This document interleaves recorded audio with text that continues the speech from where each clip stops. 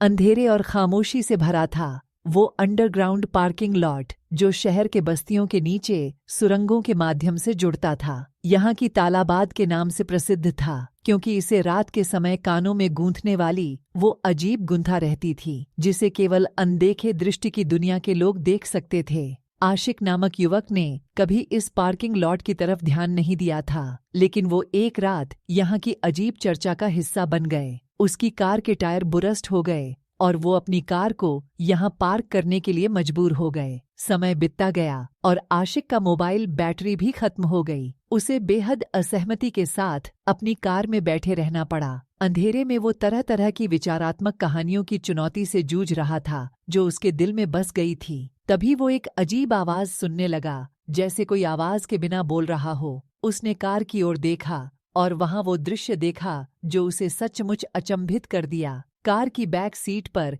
एक गहरे लाल कपड़े में लिपटी एक महिला खड़ी थी जिसके बाल बिल्कुल खुले हुए थे और उसकी आंखों में दर्द और उदासी का अंदाज था। वो आशिक की ओर मुंह फेर रही थी, जैसे कि उसने कुछ कहने की कोशिश की हो, लेकिन उसकी आवाज न आ रही थी। आशिक डर के मारे अपनी कार में बैठे हुए थे और वो महिला की ओर बढ़ने का निर्णय नहीं कर पा रहे थे। फिर उसने देखा कि महिला ने उसके पास अपने हाथ की पोटली में से कुछ निकाला और उसके पास रख दिया। फिर वह अस्पताल की तरफ इशारा करके अपने होठों को छू लिया। इस दृश्य ने आशिक को डर की अजीब आवाज की समझ में आ गई और उसने महिला को सहायता पहुंचाने का निर्णय लिया। वह तुरंत अपनी कार से बाहर निकला और महिला को अपनी गोद में लिया। महिला ने आशिक की ओर आभारी नजरें दिखाई और फिर वो उसे वो पोटली दी जिसमें चिकित्सा सामग्री थी। आशिक ने महिला को अस्पताल पहुंचाया और उसके बाद वो अपनी कार को बनवाकर घर लौटा। उसने वो अंधेरे और खामोशी से भरी इस अंडरग्राउंड पार्किंग के बारे में